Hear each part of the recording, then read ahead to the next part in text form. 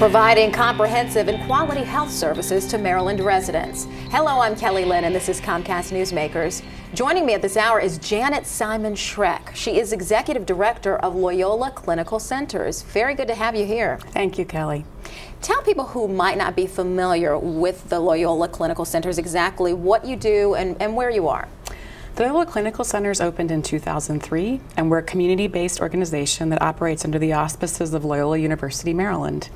We partner with the community in two ways. The first is that we're a graduate training facility for a number of academic specialties where students will go out and be professionals and serve the community in the future. Those include psychology, pastoral counseling, speech-language pathology, and literacy.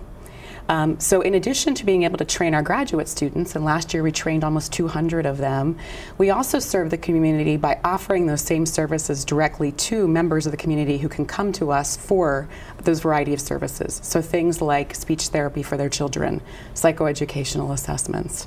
So last year we served about 1,700 members of the community along the Baltimore, D.C. area.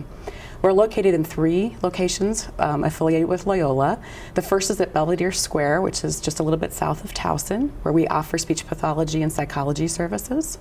Our literacy program operates out of the Loyola Notre Dame University Library, and our pastoral counseling and additional speech pathology services are available at our Columbia graduate facility.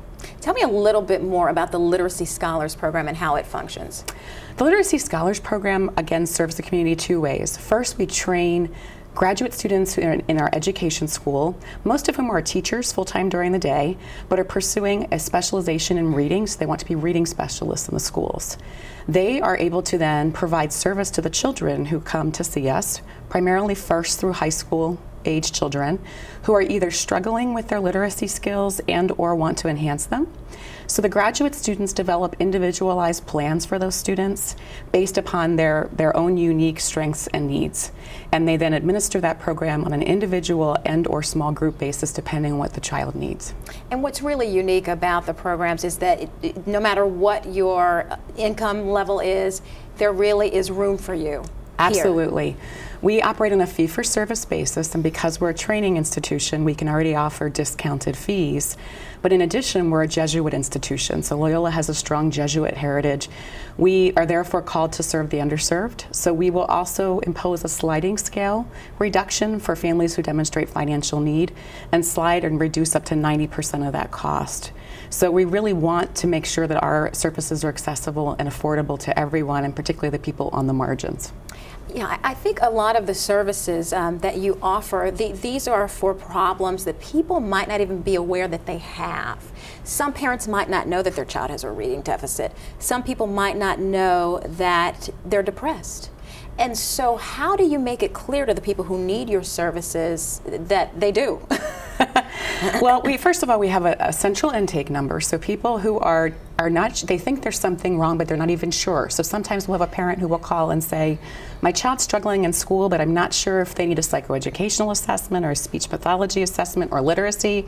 They can call our central intake number. Our faculty will call them back, and we'll actually do an intake interview with them to discuss what the presenting problem is and to also then figure out what's the best path for them to begin.